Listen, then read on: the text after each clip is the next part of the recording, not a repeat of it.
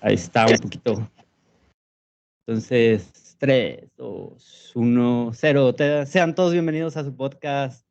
Gente, el día de hoy estamos con el químico, maestro en ciencia en alimentos, doctor en ciencia y tecnología de alimentos, portero profesional. Habla inglés, portugués y veracruzano, fan de Star Wars y de los pub irlandeses y persona a la cual le pediría una rutina de gym, el doctor Héctor Pool. Un aplauso. ¿Qué onda, mi buen Héctor? ¿Cómo estás? ¿Cómo estás, hermano? Bien, aquí andamos. Gracias por la Muy... presentación. Muy genial. Muy buena, muy buena. Aparte, me faltó mencionar que es la persona con la que más he comido alitas en mi vida.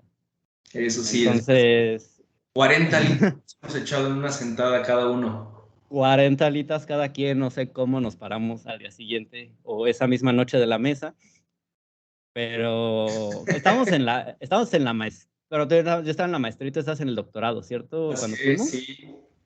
Ya, güey, se nota que sí, la beca CONACYT nos daba hambre, güey. Sí, eso sí, nos daba. Pues sí, o sea, como que no teníamos otras preocupaciones y pues la beca se iba a tragar alcohol y tragar alitas Alitas, güey.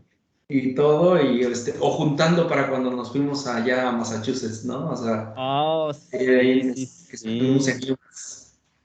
Sí, exactamente. Sí, me acuerdo mucho eso de las alitas porque era miércoles de buffet, entonces era todo lo que pudieras comer como por 100 pesos, una cosa así.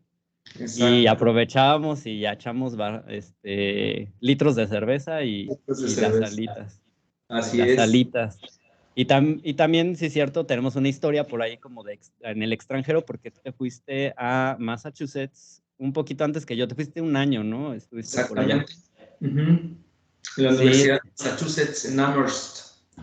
y yo fui cuando tú regresaste y de hecho acá tú me conseguiste el cuarto donde al final me tuve que quedar. Bueno, donde me hospedé como mi estancia en UMass también. Te dejé Sí, sí, muy bien sí. recomendado con toda la gente en Amherst. Sí, la verdad es que sí. Pues todavía de amigos de ahí, acabo de ver a Maribel hace tal vez un año, que era mi roomie, y Ujú. a Claudia, que vive aquí en Philly ahora. Entonces, sí, muy buenos recuerdos ahí de Massachusetts. De Sí, Massachusetts. de Sumas, De UMass. como es conocida UMass ahí, Sumas. Con Sumas. toda la locura No, que pasa ahí. estaba buenísimo, estaba buenísimo. Me acuerdo bueno, tu pizza favorita es de ahí. La chicken bacon, right? De chicken, no, No, la barbecue la chicken. barbecue, la chicken, creo que la chicken bacon ranch o algo así, no recuerdo, pero eran de mis favoritas, o la hot cheese de $1, entonces eran buenísimas. Eso. Los tacos de América. Ah, los tacos de América, gente, es la pizza de $1 después del bar a las 2 de la Exacto. mañana. En Antonios, extraño Antonios. Antonio, es Ahora muy que, buen lugar. ahora que regrese a Estados Unidos, a ver si nos damos por ahí un road trip para Massachusetts, ahí para Amherst, ir a comer Antonios. Se Ah, extraña. claro que sí, claro. Eso está firmadísimo. Yo te espero aquí cuando gustes. Tienes tu casa. Y Así ya hace es. falta, güey, para que demos una vueltecita por Amherst, por Nueva York. Nueva Aquí, York. Philly, tú sí conociste Philly en ese viaje, Sí, yo no, la verdad. sí, sí, muy poquito, pero sí, sí, conocí por ahí la zona más, ahí por donde está la estatua de Rocky, que también está, es un poquito peligrosón, recuerdo en algunos horarios, pero muy bonito. Pues sí, no, hay como cuadras, ¿sabes? Hay Ándale. hay como un área en donde si estás ahí es turístico, está bien, pero sí ya si caminas 2, 3 bloques se pone un poco, pues, truqueado.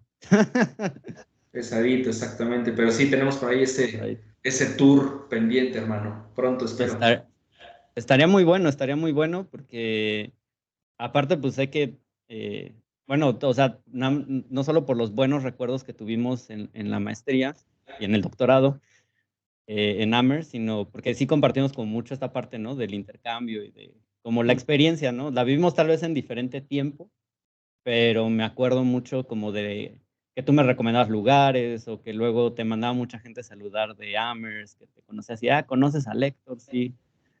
salúdamelo, no sé qué. Entonces, me acuerdo Eh, mucho, sí, que compartimos esa parte, ¿no? Y bueno, pues también sí. toda la maestría, pues básicamente un poquito del tema del podcast de hoy es un tema que compartimos en nuestras tesis del posgrado. Claramente, pues tú estabas en el doctorado, ¿ah? Yo no me animé a hacer el doctorado. Pero en el tema de mi maestría, pues también estuvimos trabajando un poquito con el tema de microencapsulación y de nanoencapsulación, ¿no? Ujú. Así es. Entonces, pues para entrar un poquito en el tema, ¿va? Pues hay unas, obviamente hay como estos dos campos, ¿no? Sobre todo en esa etapa tú estabas trabajando más con nanocápsulas y yo estaba trabajando más con microcápsulas, ¿no? Entonces, a ver, vamos a empezarlo como desde lo más como sencillo, ¿no? O sea, ¿cuál es la diferencia entre una microencapsulación y una nanoencapsulación? ¿A partir de qué medidas ya se considera una nanoencapsulación a diferencia de una microencapsulación? Sí, bueno, generalmente es por cuestiones de escala, ¿no? Si nos vamos realmente en lo que son la métrica, pues estamos viendo que una nanopartícula, una nanocápsula, nanosfera, generalmente va a estar en los rangos de 1 nanómetro hasta los 999 nanómetros. Obviamente, cuando estamos trabajando a nivel molecular, a nivel nano, el tamaño, ahí sí el tamaño importa mucho. Ujú. Entonces, muchas veces es necesario generar una cuestión en la que el tamaño de la partícula no sobrepase muchas veces los 300, 400, 500 nanómetros para diferentes aplicaciones. Si nos vamos meramente por métrica, es hasta 999 nanómetros, ¿no? A partir de 1000 nanómetros o una micra, hasta las 999 micras se considera la parte de la microtecnología o de la formación de micropartículas. Obviamente el tamaño de partícula va a impactar muchísimo en las aplicaciones, principalmente cuando tenemos partículas por debajo de las micras que estamos a nivel molecular, tenemos una mayor área de contacto, de superficie, muchos materiales se vuelven más reactivos, muchos materiales cambian sus propiedades. Por ejemplo, el oro, que a nivel macrométrico es un material, digamos, no magnético, se ha demostrado que el Mm. oro a nivel nanométrico puede llegar a tener ciertas propiedades de magnetismo. Entonces, o muchos fármacos o compuestos bioactivos, compuestos naturales extraídos de alguna fuente natural, trabajarlo en una nanopartícula puede cambiar sus propiedades, puede hacerlo más reactivo. Incluso un compuesto natural que tuviera una actividad antioxidante, trabajarlo a escala nano en combinación con el nanomaterial, el nanocargador y con la dosis, podemos convertirlo también en un compuesto que tenga efectos negativos, por ejemplo, un efecto prooxidante, ¿no? Entonces, esa parte es muy, muy importante.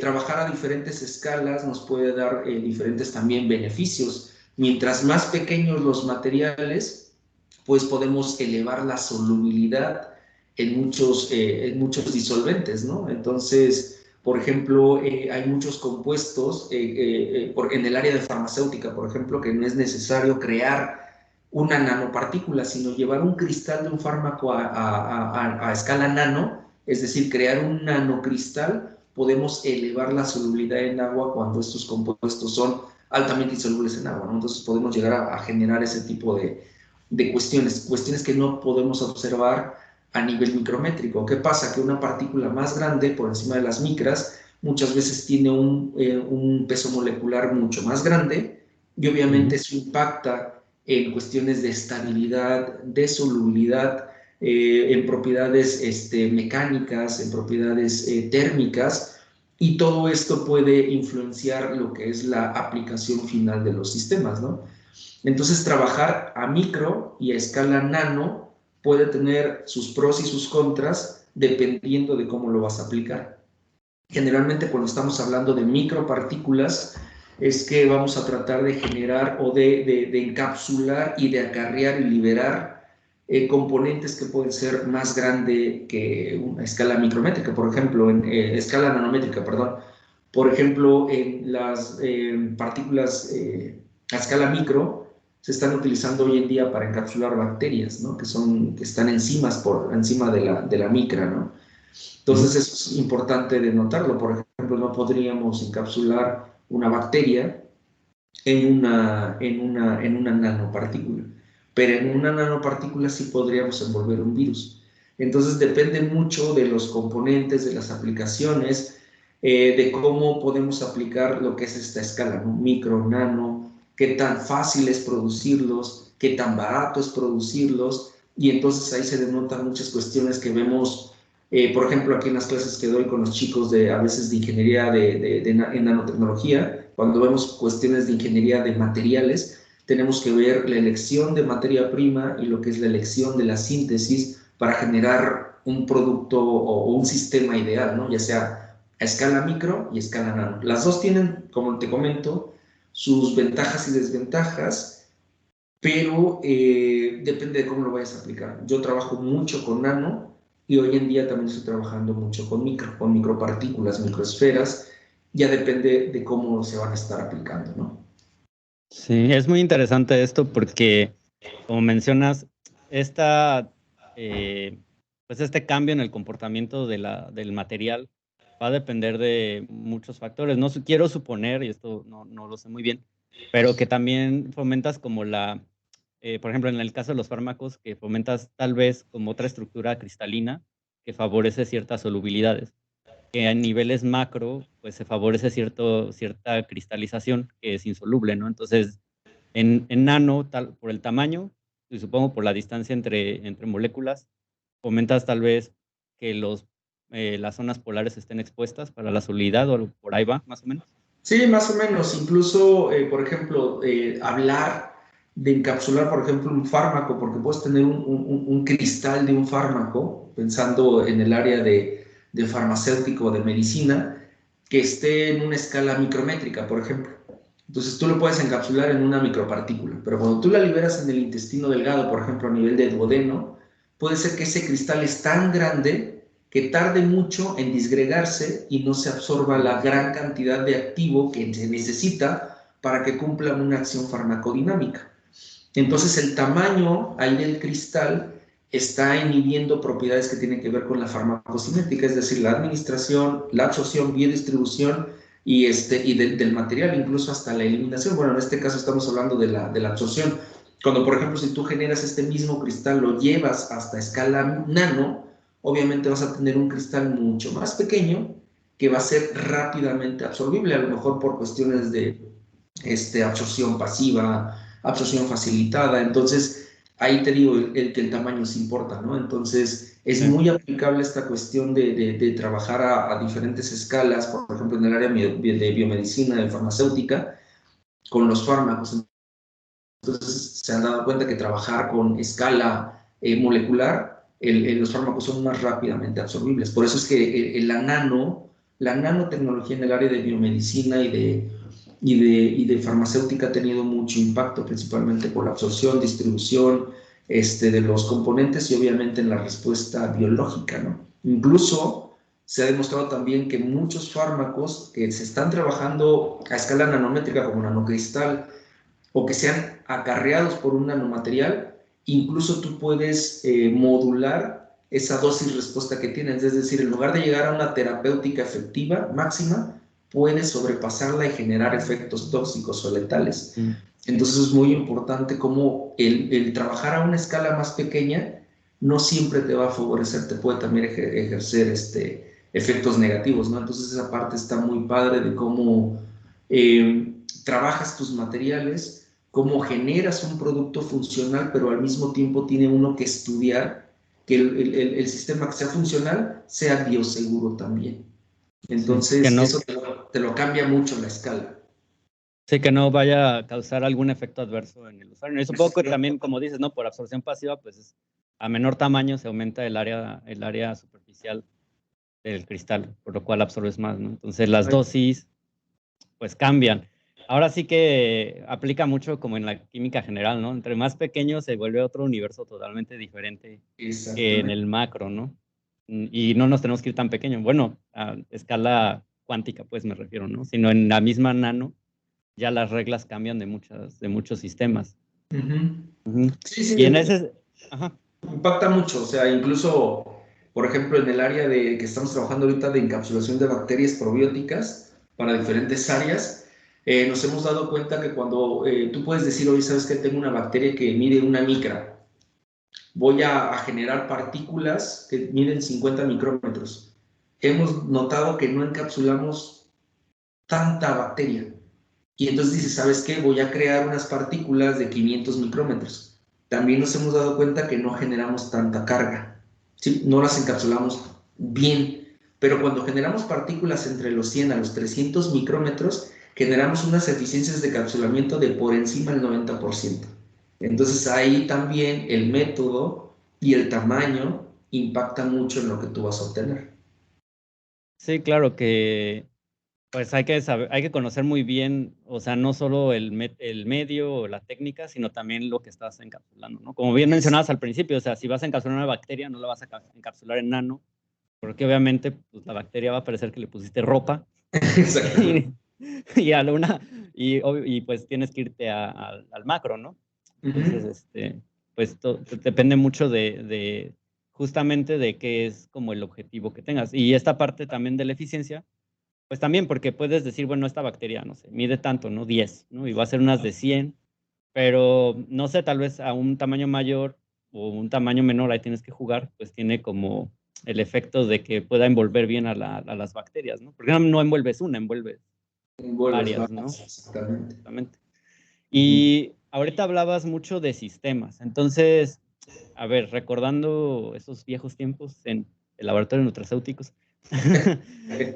siempre trabajábamos con diferentes sistemas, ¿no? Entonces teníamos las cápsulas como tal, las microcápsulas o nanocápsulas en sólido, pero también trabajábamos, por ejemplo, con emulsiones y con otros sistemas, ¿no? Entonces, ¿nos podrías platicar un poquito como de estos diferentes sistemas, de estos diferentes medios y también de estos diferentes materiales, ¿no? Porque finalmente, como ahorita lo mencionamos, no es solo, o sea, ya sé que voy a encapsular algo, pero ahora con qué lo voy a encapsular, ¿no? Entonces, también no puedes usar cualquier cosa, ¿no? Para encapsular.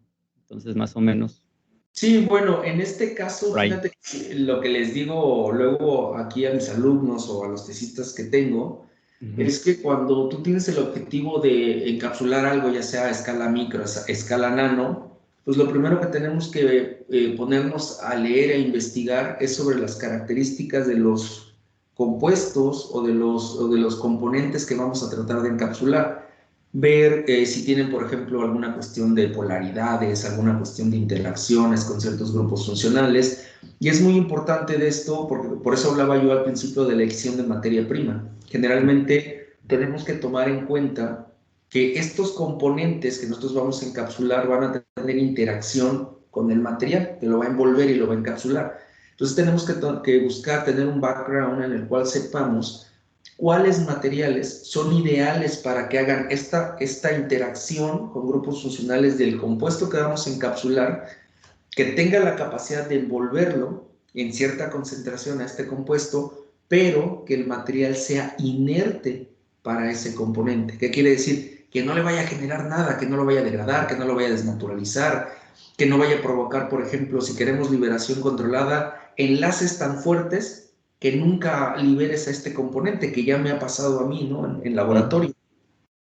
Entonces es muy importante este apartado porque nos tenemos que echar una leída muy fuerte en todo lo que es la elección de los materiales, saber realmente qué material necesito, y esto se va a unir o se va a ligar muchísimo al área de aplicación. Es decir, por ejemplo, si yo quiero encapsular un compuesto natural, vamos a pensar, no sé, un flavonoide, de lo que trabajamos mucho nosotros, vamos a pensar una quercetina, ¿no? Ujú. Tenemos que identificar qué materiales poliméricos o polisacáridos, por ejemplo, cerámicos se han utilizado para poder generar una encapsulación con estos componentes, qué tanta interacción tienen con estos materiales y si este material va a ser capaz de encapsular a la quercetina y de mantenerla estable durante el procesamiento de las nanoestructuras o microestructuras, y también durante el almacenamiento que uno les da, porque al final de cuentas uno obtiene un producto que puede ser sólido, un polvo liofilizado, un polvo seco, donde están las nano, las micropartículas, o podemos obtener un material líquido, que pueden ser liposomas, pueden ser una nanoemulsión, como platicamos, o emulsiones, ¿no? Ujú. Entonces el material que esté envolviendo a tu componente lo tiene que mantener estable durante el almacenamiento que le des antes de aplicarlos.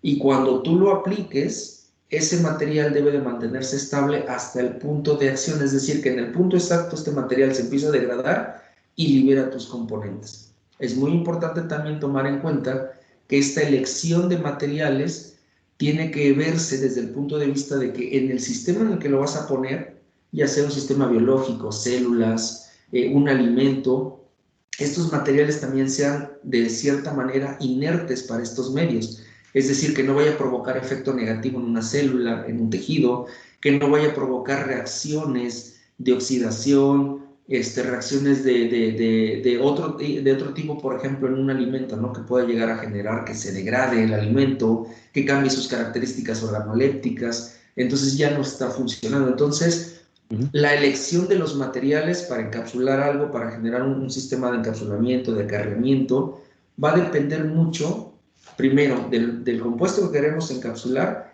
pero también de la aplicación lo que vamos a hacer. No nada más es, sí, lo voy a utilizar tal polímero porque ya se ha reportado que en Ujú. la familia de flavonoides podemos utilizar estos polímeros, pero ¿en qué área? Esto me pasó mucho recordando casi al final de mi doctorado hice yo unas nanopartículas con un polímero biosintético que son combinación, son metacrilatos con ácidos acrílicos, son copolímeros biosintéticos altamente utilizados en el área farmacéutica. Cuando logramos la encapsulación de estos flavonoides, de diferentes flavonoides, los quisimos aplicar para el área de alimentos. Y entonces nos dijeron, oye, este material no está considerado como grado alimenticio, no es grasa, es farmacéutico, no estás en el área de alimentos. Entonces ahí Ujú. fue cuando dije, oye, no manches, sí es cierto. Entonces tuvimos que migrar a journals que hablaran de biofísica de materiales, biofísica de alimentos, donde la aplicación de estos materiales, aunque son seguros para el consumo humano, porque se consumen en productos farmacéuticos, se diera una explicación fuerte y tuviera una aplicación fuerte de cómo podemos encapsular compuestos naturales y liberarlos, pero de una manera no aplicada hacia el área de alimentos. Entonces esto es muy importante porque muchas veces te pueden decir, oye, sí está padre, pero no es tu área, ¿no? Oye, sí está padre, pero este material en una planta, por ejemplo, me puede afectar la producción de tal componente. Entonces, Ujú. tenemos que ver un todo, ¿no? Tenemos para poder elegir los materiales, los sistemas que vamos a producir. Cuando hablamos de sistemas, pues tenemos nanopartículas, nanosferas, tenemos nanocápsulas, que son sistemas totalmente diferentes. Uno es un sistema matricial, el otro es un sistema reservorio. El reservorio, haz de cuenta que es como una bolita y el centro como una Tupsi Pop, y el Ah, centro está totalmente hueco donde puede ir un compuesto o puede ir un disolvente, es decir, un líquido, y en ese líquido va disperso el activo que estás encapsulando. Y la nanosfera o microesfera es como una bola de estambre, es como una, pues es matricial así, y en los espacios que queden entre las cadenas poliméricas, por ejemplo, ahí van insertados los componentes. Entonces son sistemas totalmente diferentes que tienen características de encapsulación, de liberación totalmente diferentes, y que tú tienes que saber cómo los aplicas, ¿no? Para un área específica. Por ejemplo, las nanoemulsiones son muy utilizadas para el área de alimentos, ¿no? Para encapsular, acarrear y generar, por ejemplo, bebidas, ¿no? Bebidas que van para generar productos funcionales, ¿no? Un alimento funcional. Entonces, depende mucho del tipo de producto que quieras hacer, vas a elegir el sistema. Por ejemplo, si recuerdas, los dos, creo que sí, los dos también en esa parte trabajamos en la misma industria, ¿te acuerdas? En sí. Ucitec, en industria privada, nos andábamos siguiendo los pasos en esta Sí, industria yo te privada. andaba siguiendo. Sí, era esta industria que era de suplementos. Ujú. Entonces, en este caso, ahí tratamos de hacer una encapsulación, nanoencapsulación con unos materiales de polímeros naturales para encapsular, en este caso, recuerdo que era DHA, DHA proveniente de China y que generaba un olor horrible en las fórmulas lácteas que se generaban. Entonces se hizo la nanoencapsulación, el proyecto se hizo la nanoencapsulación, pero recurrimos a un material que podíamos liofilizar y poner, que era de grado alimenticio, que no iba a provocar nada en el producto, que no hubiera cambios organolépticos, que no generara efectos negativos en el consumidor final, alguna reacción alergénica, alguna reacción de incompatibilidad por activación inmunológica, muchas cuestiones que también pasan, ¿no? Cuando estamos ingresando materiales o componentes extraños al organismo. Entonces, en este caso, decidimos por trabajar con compuestos sólidos. Generalmente depende mucho hacia dónde te vas a dirigir. En el área, por ejemplo, de alimentos, puedes aplicar liposomas, complejos de inclusión con betaciclodextrinas. Las micro o nanoemulsiones son muy aplicadas para el área de bebidas, para el área de espesantes, para el área de creación de helados, por ejemplo, ¿no? Ujú. De pastelillos, por ejemplo, tipo gansitos, ¿no? Así que los rellenas, entonces creas algunos texturas, sabores diferentes, puedes crearlos, puedes generar un producto fortificado, enriquecido con los materiales, pero tienes que saber cuál es el vehículo, en este caso, por ejemplo, hablando de alimentos, ¿no? ¿Qué tipo de productos queremos generar? Hace 2 años, por ejemplo, dirigí a una chica de maestría que ahorita es soy su codirector también de doctorado.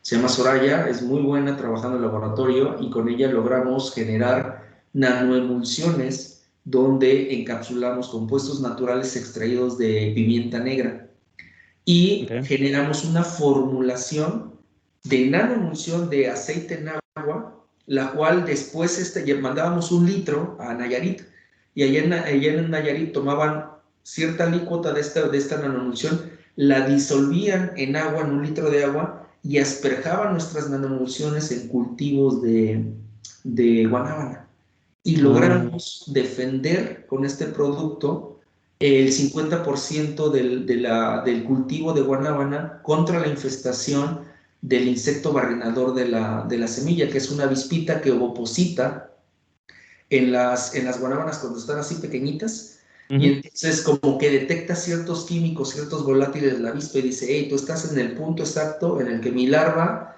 me va a consumir todos tus componentes y entonces ovoposita. Logramos evitar esto con esta nanoformulación que hicimos en conjunto con Simvestab, con Gabriel Luna de Simvestab, y nosotros proponíamos ya que al adherirse esta nanoemulsión, esta nanogota, la nanogota del aceite que era citronela, en combinación con la piperina, generaban volátiles que cuando llegaba la avispa detectaba esos volátiles y decía, hey, eso está raro, de aquí no soy, aquí no puedo poner mi, Mi mi, huevo. mi larva, ¿no? Mi huevecillo, ¿no? Entonces Ujú. logramos defender creo que alrededor del 50-55% de las hectáreas. Entonces, en este caso, para poder generar esto, tuvimos que optar por un producto que pudiera ser disuelto, que pudiera ser diluido para volúmenes más grandes. Obviamente tuvimos que hacer todo el estudio de escalamiento, estudio de dosis, respuesta, para saber cuánto volumen de nuestra nanoformulación tenía que ser disuelto en cuántos litros de agua para poder asperjar, por ejemplo, en 1 hectárea, ¿no? Entonces se hicieron muchos estudios, dimos con el punto y defendimos, entonces quedó muy bien. Ahorita el proyecto está, al parecer, en patente, el artículo ya lo tenemos desde hace un año escrito, estamos esperando que se dé lo de la cuestión de patente para poder publicar y nos quedó muy, muy, muy padre, ¿no? Entonces, depende mucho del sistema, ¿no? De la aplicación que querramos hacer para poder generar un sistema ideal, ¿no? Entonces, ahorita con Soraya, que te digo que es mi tesista de Sí, sí. doctorado, ajá, ahí estamos trabajando muy fuerte con sistemas de liberación controlada con quercetina pero estamos haciendo un sistema de nanofibras híbridas. Estamos metiendo 3 componentes diferentes para generar un parche de fibras, nanofibras, y que queremos poner en un futuro en cervix, en cuello uterino de mujeres, que tenga adherencia y que libere exactamente componentes que pudieran ayudar a eliminar, por ejemplo, lesiones de BPH, ¿no? O lesiones, o sea, neoplasias que estén en el máximo, en el nivel, en el estadio 1, ¿no? De cáncer cervicouterino, por debajo, ¿no? O sea, queremos hacer tratamientos para evitar, digamos, una cuestión de que estos pacientes les tengan que hacer por ejemplo, una criocirugía o biopsia para tratar de eliminar la problemática, que al final de cuentas son métodos invasivos, son métodos dolorosos, que son muy dolorosos. Entonces lo que queremos hacer es este parchecito de nanofibras, ponerlo y ver si ayuda a revertir con estos componentes todo el mal, ¿no? Entonces te digo, aquí estamos ya trabajando con un sistema que estamos haciendo las fibras y nos quedan totalmente sólidas, ¿no? Estamos trabajando con electroestirado, hemos encontrado las condiciones de producción ideales. A Soraya le han quedado unas fibras de entre 500 y 700 nanómetros de diámetro y que estamos muy por debajo de los tamaños que han reportado otros autores con los mismos materiales, no con los mismos 3, con 2 reportan, te dicen, son nanofibras, pero miden 5 micras de diámetro. Entonces dices, no. Entonces depende mucho el área donde lo quieras aplicar, la aplicación final que quieras hacer, o aunque no vayas a llegar a esa aplicación, pero tú ya sabes, tienes una visión de cómo lo vas a poder presentar o generar, ¿no? Entonces, de ahí tú te decides por el sistema que quieras, ¿no? Sistemas sólidos, nanopartículas, nanosferas, nanocápsulas, nanofibras, nanoemulsiones, microemulsiones, nanopartículas lipídicas sólidas. ¿Qué otros existen? Los complejos de inclusión con betaciclodextrinas, liposomas, nanotubos de carbono. Depende mucho ya también qué tanto quieras innovar, qué tanto quieras generar algo muy, muy, muy novedoso, pero bueno, luego también hay algunos materiales o sistemas que son muy sencillos, que han sido altamente utilizados por otros autores, pero que cuando tú le das una aplicación que no se ha hecho, te da el artículo. Ajá, exactamente. Entonces, pues ya depende mucho. Esta cuestión es mucho de estar leyendo, de estar estudiando. Y algo que a mí me ha ayudado mucho, que me ayudó mucho, por ejemplo, en esta cuestión de la academia que me gusta, es haber trabajado en industria privada. Porque la industria, recuerda que la industria no es de que, ay, sí, mijito, tienes 2 años para terminar tu proyecto. Ahí es de que, a ver, te damos un año en investigación y desarrollo, métele, bla, bla, bla. Y entonces todo ese conocimiento que gané en industria, ahora se los paso a mis alumnos de octavo semestre de la carrera de Ingeniería en Nanotecnología, aquí en la Universidad Autónoma de Querétaro, porque les doy una materia que se llama Formulaciones Nanotecnológicas para Industria.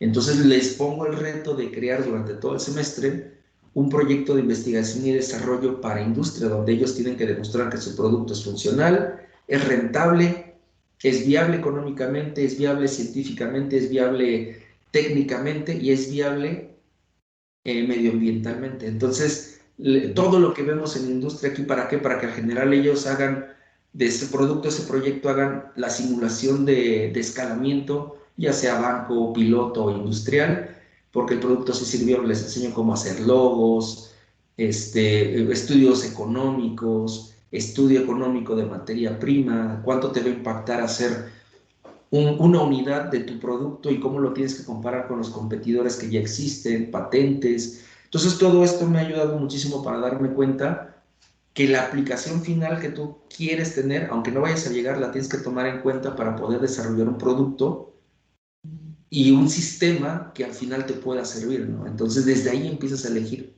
No sé si me explico con todo este choro que aventé. No, estuvo bastante bien. De hecho, tengo 3 preguntas. Ay, me salieron, me surgieron en este Ajá. momento.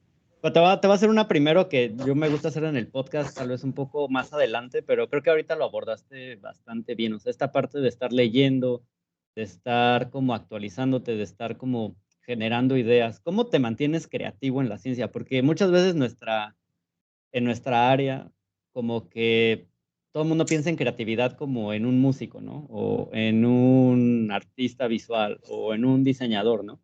Pero en ciencia, y también tenemos que ser muy creativos a la hora de crear un proyecto, o de buscar una innovación, o de resolver un problema con el que nos topamos, ¿no? Lo que mencionabas al principio, ¿no? De, tal vez esta escala no me funcionó, entonces tengo que darle la vuelta a esa situación para generar el resultado que quiero, ¿no? Y cómo, eso sería así, ¿cómo te mantienes creativo? Y ahorita te hago las otras dos para seguir con el tema de Bueno, microencapsulación. de Y no creativo, encapsulación. creativo, pues es que no sé, o sea, cómo responderte a esta cuestión de creativo. Yo creo que más de que creativo es una cuestión así como de motivado hacia muchas cuestiones, de cómo podemos producir, porque generalmente yo recuerdo cuando terminé el doctorado y yo veía a toda la gente que producía, hacía cosas nuevas y decía, Dios mío, ¿cómo voy a poder yo crear o sea, quiero ser investigador, quiero ser académico, quiero dar clases, quiero crear ciencia? ¿De dónde van a salir esos proyectos? ¿Qué es lo que voy a hacer, no? Entonces yo veía todo lo que estaban haciendo a nivel mundial y yo decía, Dios mío, voy a competir contra los chinos, contra los alemanes, ¿cómo le voy a hacer, no?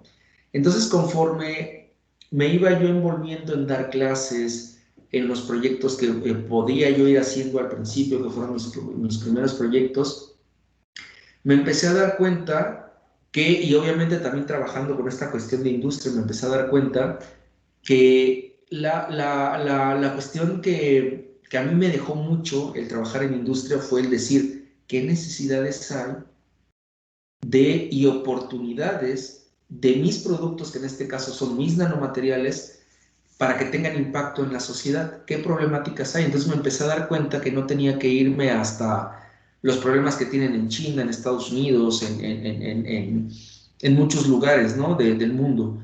Yo podía empezar a trabajar con problemáticas de la misma sociedad mexicana, del Estado, y entonces darme cuenta realmente qué puedo yo hacer, ¿no? Entonces, no es que me mantenga creativo, sino es empezar a buscar las oportunidades que hay de aplicación. ¿Qué quiero decir? Buscar limitantes. En empresas privadas lo primero que buscas es la necesidad de una sociedad. Entonces aquí también es buscar esa cuestión, ¿no? De necesidad. Y a partir de esas necesidades y obviamente también el empezarte a correlacionar más con colegas de otras áreas te ayuda muchísimo. Por ejemplo, he tenido la gran oportunidad ya ahorita en los últimos años no, pero he seguido colaborando con Julia McClements, por ejemplo. En el 2017 publicamos nuestro último artículo sobre liberación controlada de compuestos desde nanopartículas. Eh, Luego tuvimos una alumna en común de maestría que se fue de aquí para allá con él, lograron publicar un artículo. Entonces, ver lo que él está haciendo, cómo lo puedo yo aplicar a mis áreas y también tener esa interacción con otros colegas de aquí de la universidad, ¿no? Entonces, no me he cerrado en decir, ¿sabes qué? Solamente voy a aplicar lo que con mi conocimiento o lo que yo quiero hacer a esta área, sino todos estos fundamentos que yo tengo de generar nanopartículas, micropartículas, sistemas de liberación controlada a diferente escala, terapéutica, prevención, diagnóstico, ¿cómo lo puedo aplicar en otras áreas, no? Entonces, últimamente he trabajado muchísimo con un doctor de la Facultad de Ciencias Naturales que se llama Antonio Cervantes, y hemos sacado proyectos muy, muy buenos, o sea, de microbiología aplicada. A mí que no me gustaba la microbiología, terminé microbiología, y ahorita con un chico que titulamos el año pasado, que se llama Gastón, muy bueno en el laboratorio, logramos generar sistemas por biosíntesis de nanomateriales de plata, y logramos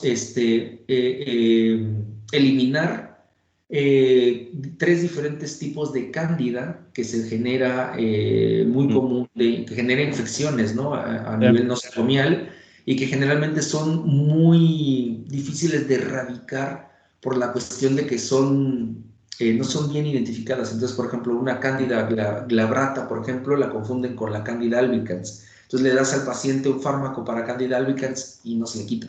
Entonces con esto logramos generar y elucidar los mecanismos de acción de nuestras nanopartículas, Y lo importante es que estas nanopartículas, por sus mecanismos, pues no generan resistencia farmacológica, son tan agresivas, ¿no? Entonces, eso es lo que luego me ha ayudado, el ver los intereses que hay en diferentes áreas y cómo te correlacionas con otros colegas. Entonces, por ejemplo,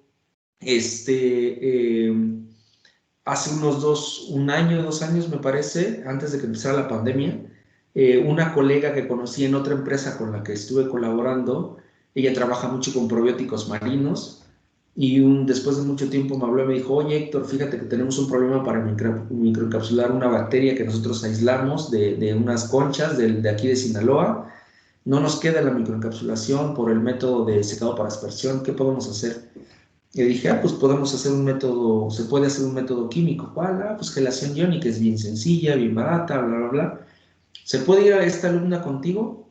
Dije, sí, hicimos todos los trámites, vino para acá, hicimos como no tengo laboratorio de microbiología, hicimos por ahí un convenio con este doctor, con José Antonio, trabajó en su laboratorio, obviamente ella trabajando con su microbiología, con Antonio, yo luego le dije qué hacer para encapsular, nos quedaron muy bien las particulitas, se fue a Sinaloa, allá en CIDIR del Politécnico, en Guasave me parece que está, y hicimos el estudio de liberación en camarones, y quedó muy padre. Entonces, de ahí me di cuenta que empezar a producir, por ejemplo, sistemas nano o micro para ayudar en el área de acuacultura, por ejemplo, pudiera ser un área de oportunidad muy fuerte para tanto micro como nano, generar sistemas de inmunomodulación, por ejemplo. Entonces, o sea, como que han salido proyectos con algunos doctores y a partir de eso digo, oye, esto está padrísimo, vamos, y ahora y entonces vas leyendo, vas leyendo, vas leyendo, vas leyendo, te vas informando de y entonces empiezas a generar soluciones que a lo mejor nadie había solucionado. De hecho, este proyecto que te digo de camarón lo acabo de presentar en un congreso internacional de acuacultura que se dio en Yucatán, y la verdad fui el único, había otro trabajo pero no lo presentaron, era oral, pero fui el único que habló de microencapsulación de probióticos, liberación en crustáceos, el impacto que tiene la microencapsulación, cómo podemos llevar viables estos probióticos hasta el intestino del camarón, y estuvo muy padre porque nos dijeron, oye, tiene mucho futuro este tipo de trabajos. Tanto así que hoy en día con Ruth, con Genaro, con el doctor Luna ya en CIDIR, que son muy buenos amigos hoy en día y que son muy buenos colaboradores, todos estos sistemas hemos estado creando otros sistemas de microencapsulación de otras bacterias probióticas y estamos haciendo ya estudios in vivo en camarón y otros crustáceos y nos están quedando unos proyectos, pero muy, muy, muy padres. Entonces, pudiéramos crear al final un producto funcional, ya sea de micropartículas o un alimento fortificado con nuestras nanopartículas que pudieran ayudar a la defensa, ¿no?, de crustáceos. Estamos en procesos de ver la de la patente. Mañana tengo una junta con el director de la Facultad de Ingeniería, vamos a ver esa cuestión, qué podemos hacer qué podemos patentar, cómo nos pueden apoyar. Entonces, toda esta situación no es tanto que sea yo muy creativo, que esté, ¿qué haré ahora? No, es una cuestión de como que te vas empapando de los temas que están estudiando algunos colegas, cómo puedes ingresar ahí, qué mejoras puedes hacer, qué limitantes tienen y qué soluciones le puedes dar tú a través de la la nanotecnología, ¿no? Entonces es muy padre. Por ejemplo, ahorita tengo un alumno de 7º semestre aquí en nanotecnología, muy, muy, muy bueno, se llama Rodrigo, y el semestre pasado, en las clases que les doy de nanomedicina y nanodiagnóstico, empezamos a trabajar y el chico muy, muy emocionado con la investigación, fue el mejor de mi clase, y empezamos a trabajar y se me ocurrió, le dije, oye, ¿no te gustaría que hiciéramos un artículo de divulgación entre tú y yo? ¿Qué temas te llamarían la atención? Y bla, bla, bla. Y me llegó un día, Doc, ¿lo puedo ver? Órale. Aquí está, me encantaría que habláramos sobre nanoenzimas en el área de agricultura. Y yo, ¿eh? No lo conocía. Me tuve que meter a leer acerca de eso, me encantó y ya estamos casi terminando el artículo de divulgación que lo vamos a mandar a una revista de la UNAM. Es un artículo sencillo de divulgación con cuestiones de palabras sencillas y todo esto, pero que sirve para abrir esa oportunidad para muchos trabajos, ¿no? Entonces, yo creo que van llegando muchas cosas, te vas dando cuenta qué puedes hacer, qué no puedes hacer, hacia dónde, qué capacidad tienes para realizar esos sistemas y viendo eso, ¿no? Las oportunidades de aplicación que tienes. Entonces, ahorita le estoy dando durísimo al área de acuacultura, por ejemplo, al área de microbiología aplicada con los sistemas que hacemos, o ahorita que estamos trabajando con la patente que tiene la UAC de la vacuna, con la proteína que tienen, generar sistemas de liberación que nadie lo ha estado haciendo. Entonces es decir, hey, ya tienes esto, ¿qué tal y le metemos esto? Ok, vamos a hacerlo. Y entonces ahorita ya vamos a pasar a las pruebas in vivo en ratoncitos con las nanopartículas que estamos utilizando para encapsular esta proteína recombinante y empezar a inmunizar vía intranasal a las ratitas para ver si tenemos una respuesta inmune fuerte, ¿no? Entonces, si quieres, eso ya platicamos más adelante, pero yo creo que van saliendo los proyectos conforme platicas con otros colegas, cómo te desenvuelves con los demás y esa capacidad también social, ¿no? Que puede llegar a tener uno, ¿no? Ahí van saliendo los proyectos, oye, vamos a aplicar esto, oye, vamos a aplicar lo otro, oye, sí, vamos a aventarnos, vamos a meter un proyecto, nos los dan, órale, hay que sacarlo, ¿no? Entonces, yo creo que ahí es donde ha salido. Antes me desesperaba mucho porque decía, ¿qué es lo que voy a hacer? Pero conforme te dabas dando cuenta, hace ratito hablé con Antonio, con José Antonio, el doctor de microbiología, y me dijo, oye, hay unas aplicaciones de bacterias que tienen que ver con unas bebidas fermentadas en tal región de aquí de Querétaro.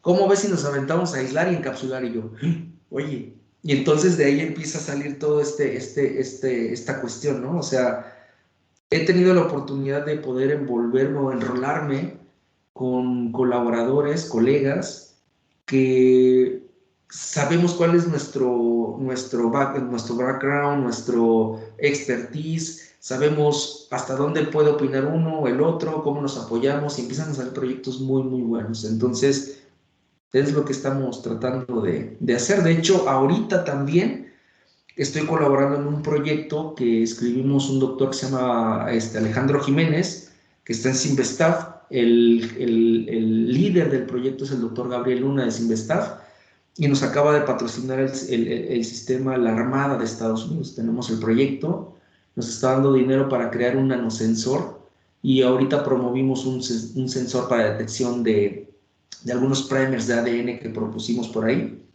Y entonces, al final, esta base la pueden utilizar si compran el equipo, el fundamento, los de Estados Unidos, de la Armada, para cuestiones hasta de bioterrorismo. Entonces, ahí andamos. Entonces, salen las hipótesis, órale, nos aventamos y no sé si sea creativo. Yo creo que es cuestión de cómo ves las oportunidades que puedes generar, ¿no? Todas las áreas, no me caso con un área, ¿no? O sea, trabajo en todas estas áreas que tienen que ver con el área biológica. No nada más estoy con puro alimentos porque salí de alimentos, ¿no? Vamos a ver qué más puedo hacer, ¿no? Sí. Pues sí, es como mencionas, ¿no? Es estar observando, estar atento y tomar las oportunidades, o sea, no cerrarte a la posibilidad de que o de que alguna otra área que no es la tuya, ¿no? Como lo de, por ejemplo, esto de los camarones y eso, ¿no? Que dice, yo no tengo nada que ver con acuacultura. Pues bueno, pues lo tomas la oportunidad y descubres todo un mundo detrás de eso, ¿no? Y muchas Sí, veces eso falta en industria y entre áreas, ¿no? Porque muchas sí. veces, y ha pasado mucho en los últimos años, cuando yo estaba en tesis de maestría, fui a hacer a Simvestab pruebas para mis cápsulas, ¿no?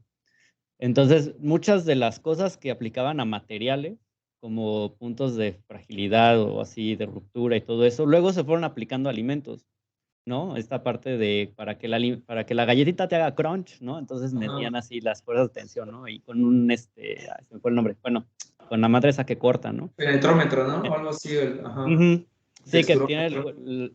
el texturómetro, justo. Ajá. Entonces, como que muchas veces hay cosas que puedes aplicar de un área a otra, pero no te das cuenta del potencial simplemente porque no estás abierto como a estas como posibilidades, ¿no? De poder ir a experimentar otra cosa, ¿no? Fuera de tu zona Área de de confort, confort, tal ¿no? vez, ¿no? Sí, Sí, y de hecho eso es lo que exactamente. yo le digo luego a mis alumnos y los motivo, no sé si motivo, los motivo, pero sí les sugiero mucho que cuando ellos hagan una aplicación de nano, por ejemplo, porque ellos están cargando nanotecnología en cualquier área, dejemos de lado ese apartado de decir, oye, yo soy ingeniero en nanotecnología, tengo experiencia en materiales, yo hago mi material y entonces me consigo a Carlos, que es experto en células de cáncer, y entonces te digo, Carlos, toma, ahí están mis nanos, aplícalas. Y entonces tú me vas a decir, pero ¿cómo las aplico? Yo soy experto ¿cómo se llama? En células de cáncer, no soy experto en nanos. Entonces, luego por eso no salen los resultados. ¿Qué es lo que yo les digo? Tú como nano, la nanotecnología tiene la cuestión, y micro también, de que es muy multidisciplinario estas dos áreas, ¿no?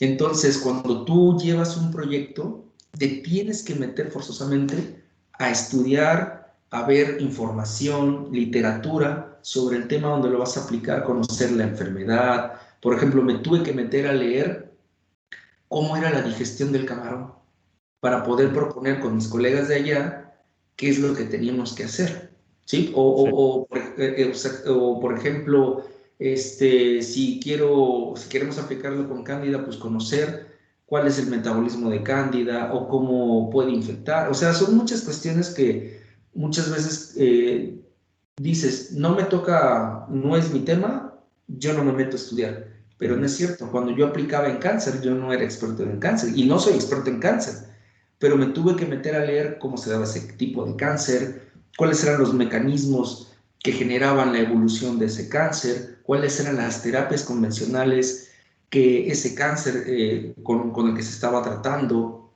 cuáles eran las limitantes de esos métodos convencionales y analizar cómo la nanotecnología está ayudando para eliminar ese cáncer y entonces para proponer algo. Pero me tuve que meter a leer eso, ¿no? Entonces, al ser multidisciplinarios tenemos que leer, tenemos que aprender de otras áreas para generar mejores aplicaciones. Nada más decir, ahí están mis nanos, aplícalas. Ya eso yo creo que ya no se vale. Sí, y más en un mundo en el que también la comunicación ya fluye muy rápido, ¿no? Y el acceso a información de otras áreas ya es más fácil, ¿no? Tal vez antes la gente se especializaba más en un área porque no tenía esa oportunidad como de compartir o de acceder a otro tipo de conocimiento, ¿no? A menos de que conocieras a alguien de esa área personalmente y pudieras compartir, ¿no? Y ahora a través de internet, del acceso a artículos, de las mismas redes que vas formando en investigación, como tú dices, ¿no? La parte social también es muy importante para formar estas redes de colaboración, ¿no? Y que hacen que tu producto o que tu expertise se diversifique y que tú también puedas cooperar con ellos, ¿no? Y ellos cooperan contigo, ¿no? Entonces, ahí es donde nace todo este tipo de trabajos, ¿no? Que aparte son trabajos innovadores, porque si te estacionas en un área, pues obviamente vas a sobreinnovar sobre lo innovado. No sé si eso tenga sentido, ¿no? Pero nunca vas a innovar en otra área donde tal vez tu conocimiento no es conocido. Entonces, eso es lo que hace que se vaya enriqueciendo como la investigación, ¿no? Sí. Tal vez cojea un poco, yo siempre lo he dicho, ¿no? Qué bueno que ya estás trabajando con privados, porque una queja que yo siempre tenía de la investigación era justo eso, ¿no? Que muchas veces se desaprovechan como este vínculo que puedes tener con la industria privada, ¿no? Para poder como investigar, como aquí en Estados Unidos que están muchas investigaciones patrocinadas por industria privada, ¿no? Y bueno, te iba a preguntar sobre, porque me quedé con la duda de lo de la guanábana. ¿Esa emulsión era de liberación controlada o simplemente al expresarse se deshacía la emulsión y empezaba a generar los volátiles? No, ¿Y tenías que hacer como aplicaciones diarias o una no, aplicación liberaba controlado? no, es un compuesto, bueno, como nos quedó, como tuvimos que utilizar, no solamente un surfactante, tuvimos que utilizar cosurfactantes para generar la interacción entre la parte oleosa y acuosa, bla, bla, bla, le daba una estabilidad muy fuerte a la nanoemulsión. De hecho, algo que me encantó de este trabajo, no porque yo lo haya hecho, es que, bueno, con la ayuda de Soraya, porque teníamos dos equipos diferentes en este grupo que colaboramos con Silvestaff, con Gabriel Luna, fue que el equipo donde yo logré liderar con Soraya este proyecto, logramos lo que no se había hecho en algunos años en el grupo de Gabriel, que no se lograba, que eran 2 años, logramos unas estabilidades de los sistemas de nanoemulsiones de casi 4 meses. Muchos artículos te dicen que una nanoemulsión que aguanta 2 meses de estabilidad Se rompe. es top. Nosotros logramos 4. ¿Qué fue lo que logramos? que estas emulsiones, porque hicimos muchas formulaciones, más de 90 formulaciones hasta que nos quedamos con una. Esa formulación la metíamos a altas temperaturas, a estrés de movimiento, a estrés de centrifugación y no se rompía la emulsión. ¿Qué quiere decir? Que cuando nosotros enviábamos nuestros productos, así la paquetería las llevaran a altas temperaturas, las movieran, las almacenaran allá en los ranchos de los cultivos de guanábana a temperaturas de 30 a 40 grados, la emulsión iba a mantenerse estable. Cuando se disolvieran, las partículas se iban a mantener estable. ¿Por qué? Porque todo el surfactante que genera esa interacción de solvatación con las moléculas de agua mantenía la gota estable. Entonces lo que nosotros proponemos es que llegaba o aspejaban y la misma nanogota del sistema se adhería a la cáscara de la guanábana, ¿no?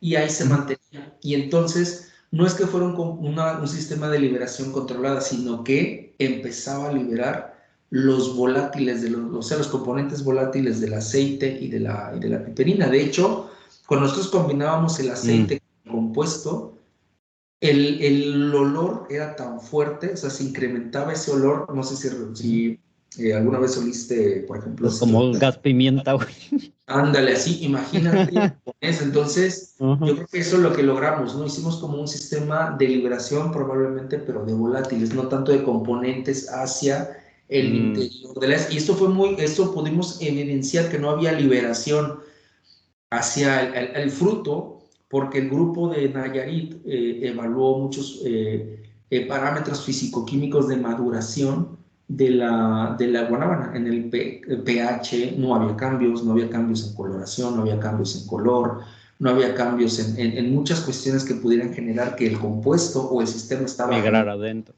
estaba generando un tipo de estrés abiótico, o pudiera estar generando efectos metabólicos que no permitieran el crecimiento, por ejemplo, del guanábana, ¿no? Entonces el fruto maduraba muy bien de tipo climatérico, se lo cortaban, lo guardaban y no había ningún efecto. Entonces eso fue lo que nos dijo, que lo único que estaba liberando eran volátiles y que el sistema se mantenía totalmente idóneo, ¿no? Y de hecho hicimos por ahí un graphical abstract muy padre donde pusimos la guanábana y las nanogotitas alrededor y como que está liberando componentes, ¿no? Entonces, pues estamos en espera de poder publicarlo, porque la verdad es que a mí sí me gustó mucho ese proyecto, estamos por ahí en espera de eso. Y al final, pues a lo mejor sí puede haber algún tipo de degradación de la nanogota, pero también al ser un componente natural, pues obviamente podría ser que no tuviera un impacto tóxico tan severo, ¿no? Obviamente eso lo tenemos que evaluar, no lo evidenciamos tal cual, pero por eso lo estábamos promoviendo con compuestos naturales, con un aceite natural. Estábamos generando como esta formulación verde, ¿no? Entonces muchos han estado realizando este tipo de cuestiones. Yo creo que por lo menos en el tiempo que se puso, porque no se ponían enseguida, se ponían cada 21 días, me parece.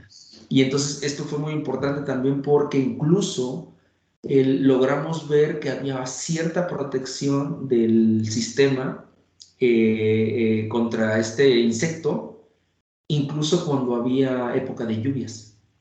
O sea, obviamente la eficiencia de protección bajaba, pero sí había. O sea, ¿qué quiere decir? Que incluso con lluvias, el sistema parecía que se quedaba todavía como que adherido a la cáscara y estaba protegiendo. Entonces, incluso esos datos, pues al final no los analizamos, no los metimos porque los considerábamos como que nos metía merma en análisis estadístico, pero nos dio a entender que el sistema estaba ayudando, incluso en época de lluvias, ¿no? Entonces, pues creemos que el sistema se mantiene viable por lo menos en la época de aplicación, que son lapsos de 21, 30 días, ¿no? Ok. Eso ya es como más dato del productor, ¿no? Supongo que él decidió como hacer estas aplicaciones cada 21 días, ¿no? Exactamente. Y en el caso de... Todo esto de las aplicaciones se hizo siguiendo normas ya establecidas, y metimos en este caso un insecticida. como control. Ok. Entonces vimos por ahí la diferencia entre cuánto protege el insecticida sintético contra cómo protege nuestra formulación verde, y también hicimos la comparativa de los parámetros fisicoquímicos de la maduración del fruto. Y ahí también decíamos, ¿sabes qué? Mi sistema defiende, no tanto como el sintético, pero mi sistema no genera efectos negativos en el metabolismo como este. ¿Sí me explico? Entonces ahí más o menos. Sí, porque al ser un aceite natural, pues no tiene tanta diferencia. O sea, que un químico puro, ¿no? Que una Es, molécula pura. sí puede Entonces, generar un estrés abiótico, a lo mejor la formación o producción de compuestos o metabolitos secundarios en la planta o en el fruto, pero eso puede ser bueno, ¿no? O sea, imagínate generar más flavonoides, más, no sé, otro tipo de compuestos. Ahorita, fenólicos. por ejemplo, que pudieran tener o ayudar a generar un efecto antioxidante, anticancerígeno, algo en el consumidor, mucho mejor, ¿no? Podría ser. Sí, que de hecho se ve que las plantas entre más estrés tengan, producen más estos compuestos antioxidantes, ¿no?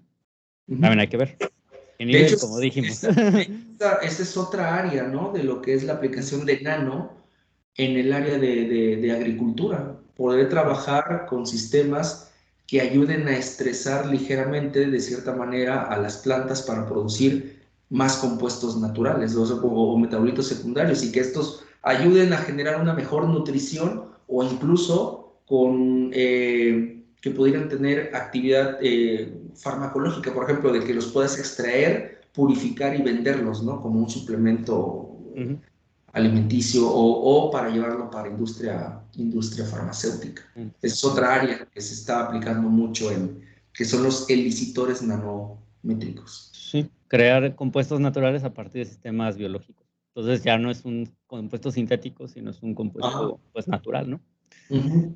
Ajá, eso se da ahí como plantas, ¿no? En especial, o sea, no imaginamos un maíz, estamos imaginando hojas, pues donde se Sí, puede o sea, extraer. pueden ser hojas, pueden ser, por ejemplo, un cultivo. De hecho, hay muchos artículos, y luego yo con mis alumnos hago un debate, por ejemplo, en el área de agricultura.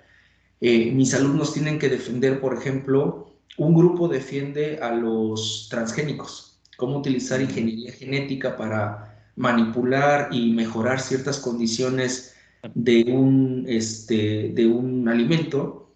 Y está el otro grupo que defiende a la nano y le avienta a los A los transgénicos, ¿no? transgénicos. Dice, oye, no necesito manipular el genoma o el material genético de esto, si yo puedo agregar un material de liberación controlada que absorbe y va a liberar tal, bla, bla, bla, y puedo fortificar, puedo enriquecer, puedo producir con nanofertilizantes, nano sprays, así, sí, nanofertilizantes, los nanorepelentes, por ejemplo, como es el sistema que nosotros hicimos, y muchas veces pues tienen buenas discusiones cuando tienen que ver las ventajas y desventajas desde el punto de vista de nano y desde el punto de vista de transgénico. Se hace muy buen debate por ahí. Muy buenos debates ahí en tu ¿Sí? clase.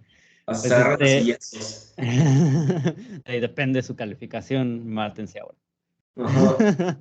Sangre. No, la otra pregunta era respecto al parche. Todos estos sistemas que son, pues sí, como el tipo del parche, ¿no? Que se ponen en el... Generalmente se degradan después de cierto tiempo o se tienen que retirar después de que liberan controladamente. Sí, de hecho, una de las Se absorben, cuestiones, ¿no? sí, es que puedes utilizar materiales que sean biodegradables, o puedes generar sistemas de liberación, de encapsulación, liberación, que sean biodegradables y bioreabsorbibles, es decir, que todos los compuestos de degradación sean absorbidos por el organismo y puedan llegar a cumplir una función específica en el organismo. Si no, con que sean biodegradables es ideal. De hecho, eso luego lo veo con mis alumnos en el área de cuando vemos nanoterapéutica. Vemos las diferencias que hay de aplicación en terapéutica de materiales metálicos, cerámicos, semiconductores, materiales poliméricos, y nos damos cuenta que muchas veces los materiales biodegradables, como poliméricos, proteínicos, pues tienen mayor impacto, mayor ventaja, porque al final de cuentas, cuando tú administras un material, se tiene que, digamos, distribuir, tiene que cumplir, libera, y una vez que libera el componente que en teoría va a generar el efecto, pues este material cuando se degrada, pues va a tener cierta eliminación, como cuando te tomas una pastilla, ¿sí? Que el material de acarreamiento se degrada y luego se puede eliminar vía heces o vía orina, ¿no? Algunos componentes. El caso, por ejemplo, de algunas terapéuticas que se han creado con nanopartículas de oro, nanopartículas cerámicas, por ejemplo, es que muchos de esos materiales no son biodegradables, pueden ser muy bioseguros, biocompatibles, pero depende de la dosis, depende del tamaño, de la morfología, del tipo de cristalinidad que luego llegan a tener, ¿no? Entonces, pueden llegar a generar efectos negativos. Entonces, ¿por qué? Porque hay una bioacumulación del material en muchos órganos, por ejemplo, en hígado. Entonces, puedes llegar a provocar hepatotoxicidad. Entonces, hoy en día este apartado de utilizar materiales altamente biodegradables es una estrategia muy buena porque tú aplicas o administras, generas su función y con el tiempo se va biodegradando el material. Entonces no tienes eh, esa, ¿cómo te podría decir? Ese pendiente de que tu material te vaya a generar un efecto a corto, mediano, largo plazo, ese tipo de cuestiones adversas, ¿no? Y esto es muy importante, yo me di cuenta porque igual hace 2 años con un alumno de maestría de ciencias químicas de la Facultad de Química aquí de la UAC, logramos inhibir el efecto antioxidante que tiene el exceso de un antibiótico, no recuerdo cuál antibiótico era, pero bueno, le poníamos exceso de antibiótico a las ratitas y que generan nefrotoxicidad. Entonces aplicamos nanopartículas de oro que venían recubiertas por curcumina. Las nanopartículas de oro tienen efecto antioxidante, un poquito, pero lo tienen, y la curcumina tiene una actividad antioxidante o antirradical muy fuerte.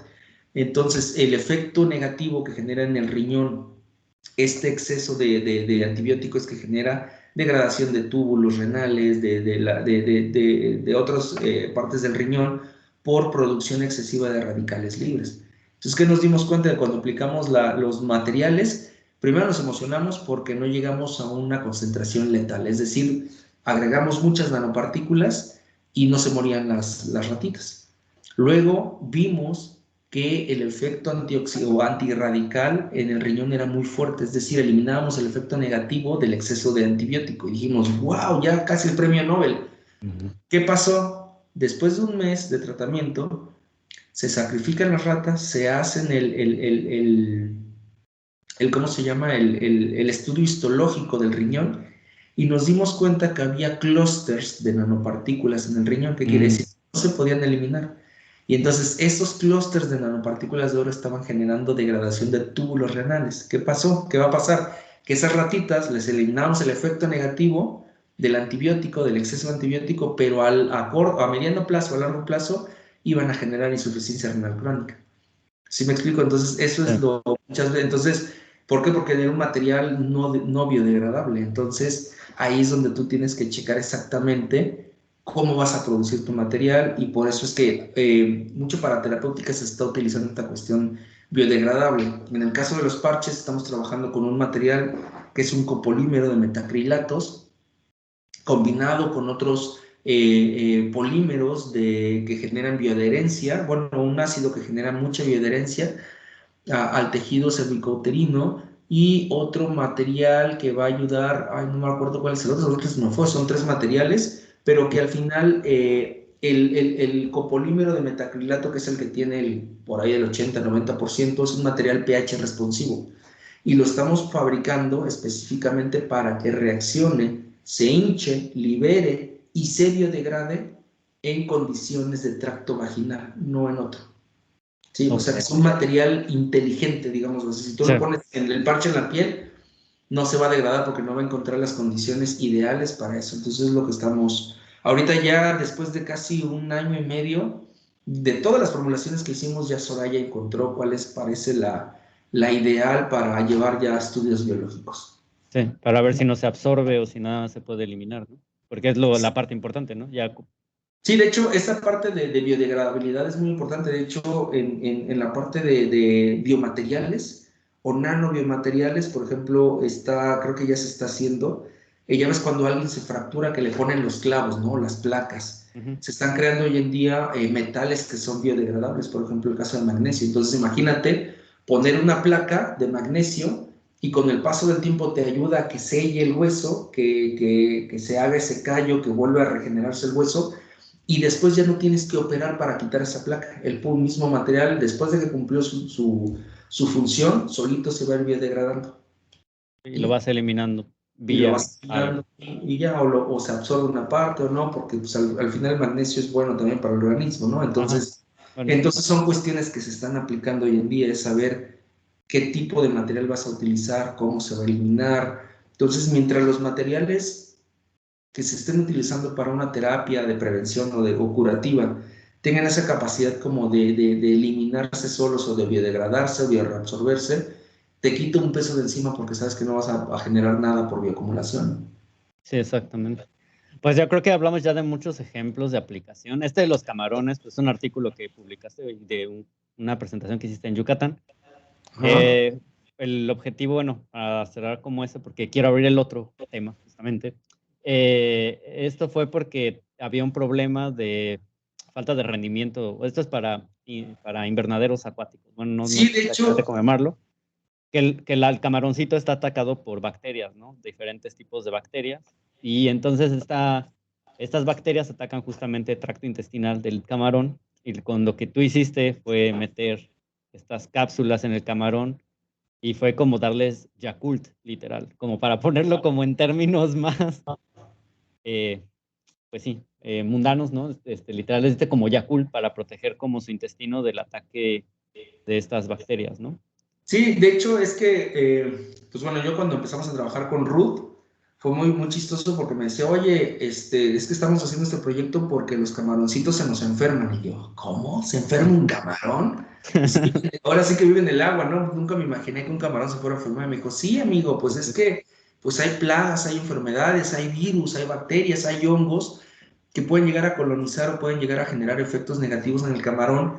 Y ya me metí a leer y ciertamente muchas de estas enfermedades bacterianas, virales o fúngicas Ujú. llegan a afectar al cultivo, o sea, no crecen, se mueren y entonces pues obviamente los productores tienen mermas, ¿no? Mermas económicas muy fuertes durante la producción. Entonces, muchos de esos, por ejemplo, es que en los estanques que se tienen, pues hay bacterias y esas bacterias pueden ser patógenas y generan todos estos efectos negativos. ¿Qué pasa? Que cuando nosotros, cuando se está trabajando con bacterias probióticas, tienen la capacidad de llegar, por ejemplo, al intestino del hospedero, sea un ser humano, sea en este caso un animalito, colonizar el intestino grueso y esta colonización va a generar una activación del sistema inmune, va a activar el sistema inmune. Entonces el sistema inmune va a empezar a producir anticuerpos, defensas, y entonces cuando lleguen otras bacterias o lleguen otros virus, por ejemplo, este organismo va a estar preparado para defenderse contra este tipo de enfermedades, ¿no? Entonces ellos ya habían logrado de manera como in vitro, como manipular el camaroncito con estos probióticos que ellos aislaron, identificaron, que notificaron, aumentar la respuesta de defensa contra ciertas enfermedades, pero cuando ya lo hacían en estanque, no les quedaba. ¿Por qué? O porque el probiótico se iba hacia el fondo del estanque, o cuando el camarón comía este probiótico, pues se iba degradando durante todas las reacciones que se daban en el estómago, patopáncreas e intestino, y llegaba con unas concentraciones muy bajitas al intestino. Entonces lo que llegaba a generar era nada. Entonces creamos estos sistemas para mantener la viabilidad, sobre todo del probiótico cuando es ingerido y que no se degrada en intestino, digo en estómago, en hepatopáncreas, y que el material libere exactamente en el intestino, mandando concentraciones más elevadas y más viables de estos probióticos que pueden ayudar a generar una activación fuerte del sistema inmune. Sí. Entonces logramos en este caso con Ana, que fue la estudiante de maestría y que publicamos este artículo, ahorita está ya trabajando en su doctorado allá en CIDIR, logramos aumentar la viabilidad y la concentración de bacterias en el intestino en un 50% con respecto a la bacteria solita. Entonces imagínate, elevar el 50% de probióticos ya te está hablando de una aplicación fuertísima, que esa es una problemática, por ejemplo, que ahorita mencionabas el Yakult, ¿no? O sea, muchas veces tú tomas el Yakult, pero ya te estás tomando bacterias muertas, ¿no? Porque están ahí o paso y no te genera nada. O A mí las me matas en pasó el estómago. exactamente, por Sí. ejemplo, con algunos yogurts que traen probióticos, cuando tú los consumes, yo me acuerdo que una vez en el doctorado nos presionaban por ahí nuestra asesora mucho y yo estaba bien estresado con cuestiones de predoctorales y bla, bla, bla. Generé una colitis terrible y empecé a tomar de estos yogurts con probióticos y lo único que pasó fue que subí de peso y mi colitis siguió. ¿Por qué? Porque los probióticos llegaban muertos y lo único que consumía yo era almidón, azúcar y más azúcar y más azúcar. Y Entonces, proteína de bacteria. exactamente, entonces, al final de cuentas, no generé ese efecto, ¿no? Entonces, esta parte de utilizar sistemas de liberación controlada para aplicarlos como inmunomoduladores, nos sirvió mucho en el área de acuacultura, lo seguimos aplicando y bueno, a mí y a otros colegas nos abrió la oportunidad de empezar a trabajar con este mismo tipo de sistemas en otra área. Ahorita tengo dos, un alumno que ya se va a titular, tengo otro que está empezando la segunda parte y estamos aplicándola ya con bacterias de leche materna. Entonces, el objetivo es poder encapsular muchas bacterias que se están aplicando o que son aisladas de leche materna y generar un producto, un suplemento que pudiera ser aplicados a neonatos que tienen problemas de inmunológicos, por ejemplo. Ajá, sí, para fortalecer el sistema inmune, ¿no? En ese Sistema sentido. inmune a partir de liberación de probióticos. Ok. Y bueno, próximamente vas a tener una presentación en un congreso. ¿En dónde es este congreso, perdón? Bueno, ahorita hemos enviado esta información a algunos congresos. Este congreso va a ser presentado aquí en Querétaro. Es un congreso internacional de biotecnología, de alimentos, de agricultura. También estamos por ahí viendo de presentarlo. Nos acaban de dar la aceptación en un congreso de nanomateriales en Roma. Estamos viendo qué tan viable es poder ir y presentarlo, y también estamos viendo la otra de presentarlo en un congreso en Perú o en Ecuador, creo que en Ecuador. Pero ese Este, sería para el del camarón, ¿no? no, Para el no, de Equivax. ajá, el de Ok. Kivax. Bueno, a Exacto. ver, ya lo spoileé. A ver, platícanos un poco de él. Bueno, este proyecto está Del muy, muy proyecto. padre, muy padre. La verdad es que estoy emocionado, ¿no? Porque ya lo está haciendo. Pero la verdad está muy padre porque, pues ahorita, por ejemplo, el COVID está muy fuerte, la pandemia. Eh, y pues muchas instituciones, sobre todo privadas, se han aventado a generar sus patentes de vacuna, ¿no? Obviamente mirando también en generar un efecto positivo en el ser humano, pero también ven la cuestión de ganancias, ¿no? Ujú. Entonces, algo muy padre que me gustó de aquí es que la Universidad Autónoma de Querétaro, el doctor Juan Joel Mosqueda, que es experto en desarrollo de vacunas en el área de veterinaria, han sido de los pocos proyectos que desafortunadamente no han sido financiados por el gobierno del país, pero sí han sido ya financiados por empresas privadas que dijeron, oye, tu vacuna, tu proteína está muy buena, ¿no? Entonces, Ujú. esta proteína, este péptido que ellos generaron, que el doctor y su grupo generó, ya está en patente y todo, ha podido demostrar que tiene la capacidad de generar buenos títulos de anticuerpos neutralizantes contra el virus del SARS-CoV-2, del COVID. El COVID. Ajá. Entonces, ¿qué es lo que nosotros estamos haciendo? Te digo, siempre ando yo de metiche Mm. y entonces, pues, generalmente las vacunas que se están haciendo, se están probando, pues son de vía aplicación o administración de vía intraperitoneal, o sea, intramuscular. Inyectas y esperas a que se genere la respuesta inmune.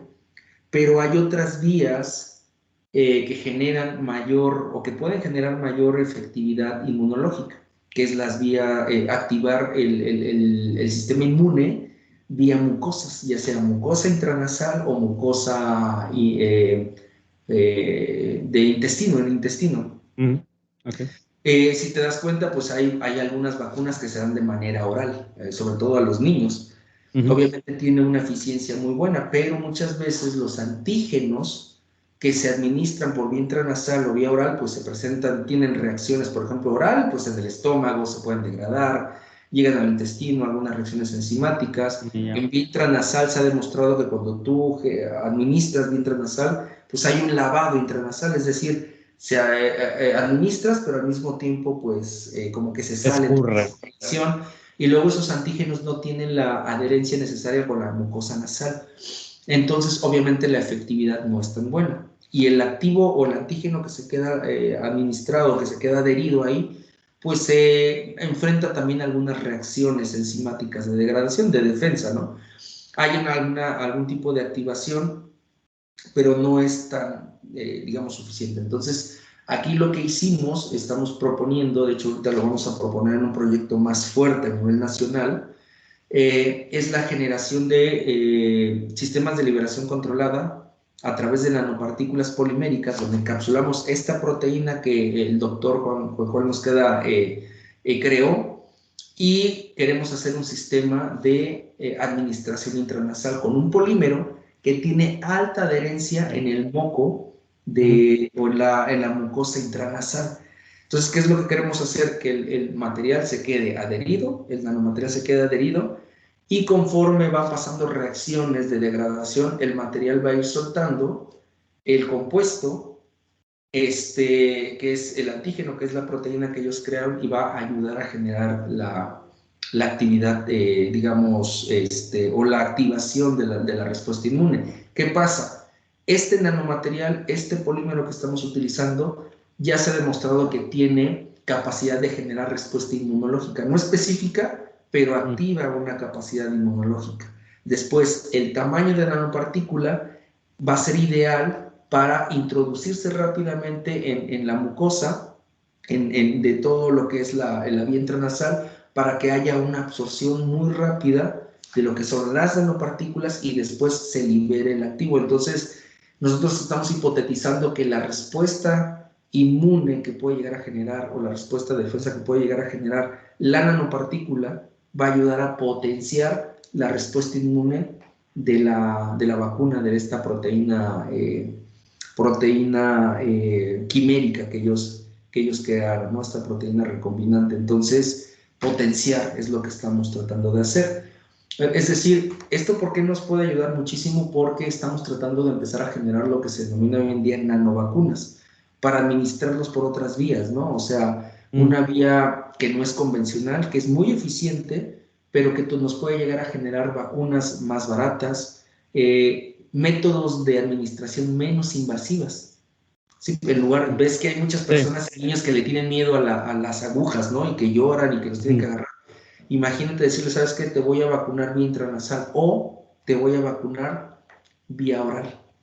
Entonces, ahorita me acaban de aceptar a un alumno de doctorado y vamos a empezar a trabajar con la encapsulación de otra proteína recombinante para enviarla vía oral, para activar todo lo que es el sistema inmune, el sistema digestivo, ¿no? Y ver qué potencia genera este tipo de cuestiones. Entonces, estamos tratando de generar estas nuevas estrategias de administración por otras rutas no convencionales, ¿no? Para crear métodos menos invasivos. Posiblemente lo que hemos visto también con estas partículas es que ayudan mucho a mantener la estabilidad de las proteínas, la estabilidad y la inmunogenicidad de las proteínas. Llevamos ahorita un estudio de estabilidad de 3 meses y las proteínas parece que no les ha pasado nada. Están encapsuladas, las tenemos en refrigeración, van 3 meses. La próxima semana vamos a hacer los estudios de 3 meses de estabilidad y las proteínas se ven muy bien. Entonces, ¿Solo refrigeración o ultra congelación? No, refrigeración. O sea, lo único que hicimos fue generar el encapsulamiento con la partícula polimérica, queda dentro la proteína. Lo que hemos hecho hasta ahorita, que es el primer artículo que estamos escribiendo, es ver cómo el proceso, las condiciones de proceso de encapsulación, hacer el cálculo de eficiencia de encapsulamiento, pero demostrar por métodos de biología molecular, que es electroforesis y Western blot, que la proteína está viable después del proceso de encapsulación y que no pierde su capacidad de generar respuesta inmune. Exactamente. Entonces, porque tú puedes encapsular una proteína, pero pierde su capacidad. Y hemos logrado con las condiciones que hemos ido metiendo de que la proteína se mantenga viable, se mantenga íntegra y genere todavía su respuesta inmune. ¿Qué pasa? Que con el estudio de almacenamiento que estamos haciendo, después de 3 meses, la proteína sigue viable, sigue generando inmunogenicidad. Entonces, eso es importante. No sé hasta cuándo, porque ahorita ya este chico va a empezar a ver lo de su posible titulación, pero imagínate que llegáramos a encontrar una estabilidad de la proteína de 1 año, de 2 años. Entonces, podríamos estar ayudando a esta cuestión que se ha estado dando. Creo que pasó en Estados Unidos, pasó aquí en México con la proteína la vacuna de COVID, que hubo millones de vacunas que se echaron a perder, ¿no? No sé si también pasó en Estados Unidos, porque no tenían buena estabilidad. Entonces, a eso también le estamos, ¿cómo se llama? Apuntando a que está Apuntando exactamente, ¿no? A poder generar un sistema de encapsulación, de acarreamiento que impacte de manera significativa en la vida útil, ¿no? De estas formulaciones. Y entonces crear un sistema de la universidad que sea también más barato. Más barato, de almacenar, ¿no? De administrar y hasta puede ser hasta más efectivo, ¿no? Porque justo lo que decías, que cuando inyectan la vacuna, por ejemplo, mucha gente no recibió la respuesta inmune porque pues esto del sistema inmunitario aparte es un mundo enorme. O sea, sí. Estaba recientemente leyendo un libro de sistema inmunitario y es un rollo total. Y mucho de nuestra inmunidad por esos medios de inyección, cuando recibes una inyección, es que también tu sistema de defensa se encuentre con ese agente, ¿no? Y puedas crear como la respuesta inmune, ¿no? Pues mucha gente luego decía, ni me dolió el brazo y nada, pues es que no estás generando tal vez esa respuesta inmune, ¿no? Entonces, por absorción y más, si la viabilidad es más grande, pues puedes generar esta respuesta inmune más fácil o potenciarla, ¿no? O que sea más efectiva de cierta manera. Sí, Digo, para eso es la experimentación, pero pues son las es hacia hipótesis donde que se queremos ir. tienen De que hecho, salir, ¿no? eso que comentas tú es muy, muy cierto. Corte comercial, perdón, problemas técnicos. Pero bueno, comentábamos, ¿no? Esta parte de la absorción, entonces tú ibas a comentar algo, perdón. Sí, te decía de las vacunas, ¿no? Sobre todo que es importante porque a eso estamos apostando nosotros, a generar nuevos sistemas vacunales que puedan tener mayor eficiencia. Y mencionabas que muchas personas, por cuestiones de sistema inmunológico, obviamente, que tiene cada persona, no generan estos anticuerpos de defensa, ¿no? Entonces te comentaba que, por ejemplo, yo tengo el caso de mi cuñada, que ella es trabajadora del Seguro Social, es odontóloga, y ella se ha vacunado las 3 dosis con esta vacuna de Pfizer, no sé si se puede decir marcas o no. Pues no nos patrocina, pero podría patrocinarnos en este espacio. Pfizer. No va a ser tan buena publicidad. No, no, entonces no. No le ha generado anticuerpos protectores. Ok. Entonces no sabemos, bueno, obviamente mi cuñada, al ser odontóloga, pues está todo el tiempo en contacto con sus pacientes y se ha estado reinfectando comúnmente con COVID. Entonces, y tiene todas las dosis, todas las vacunas. Entonces dices, pues, ¿qué está pasando? No puede ser, o una, que la vía de administración no sea la ideal para su organismo y al mismo tiempo la dosis no es tan efectiva para ella, a lo mejor para generar una respuesta fuerte, ¿no? De anticuerpos protectores, porque se ha hecho estudios y o a lo mejor los generan y rápidamente esos títulos se van para abajo. Entonces, no sabemos qué esté pasando y por ahí podría ser que pudiéramos generar nosotros un sistema, ¿no? O generar sistemas que pudieran tener impacto, ¿no? Vacunas más sostenibles, más sustentables, más económicas, con mayor vida útil y menos invasivas, ¿no? Para todas las personas que a lo mejor no les gusta ser inyectados, ¿no? Sobre todo pensar en niños, ¿no? O sea, rápidamente vacunarlos vía oral, vía intranasal y pudiera hacer que tuviera efecto. Entonces, lo que le estamos apostando con estos sistemas de liberación a escala nanométrica. Y yo te preguntaba mucho específicamente de la refrigeración porque justo con la vacuna COVID había este problema de que necesitaba estar en ultracongelación y luego tenía una vida muy corta en refrigeración. Eso entonces, es lo que me ha encantado, por eso ahorita estamos en esa cuestión de metiéndonos mucho en la estabilidad, porque la estamos refrigerando entre 4 y 8 grados centígrados. Y como dices, no pasa nada, el sistema es como limpio. Es un sistema más económico. Entonces esto nos ha encantado porque no esperábamos eso. No esperábamos realmente eso. Entonces imagínate que lleguemos a 4 o 6 meses de estabilidad en refrigeración cuando ya no tienes que utilizar un ultracongelador, que obviamente son equipos más caros, son cuestiones de equipos que gastan mayor energía.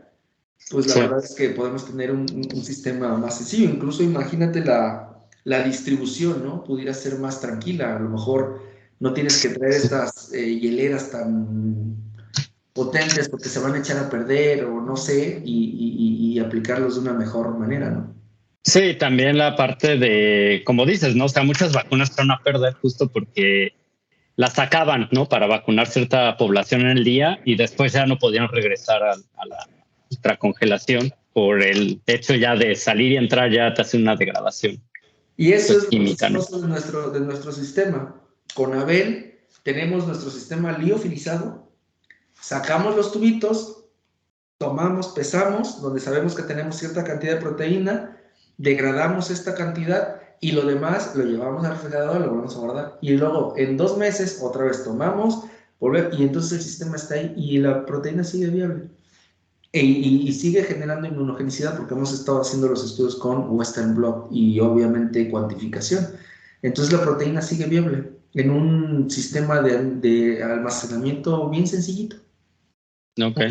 Un refri, no sé, de 10,000 pesos, no sé, que son como por ahí de $500. No estás gastando un equipazo, ¿no? Una neverita, por ejemplo. Claro.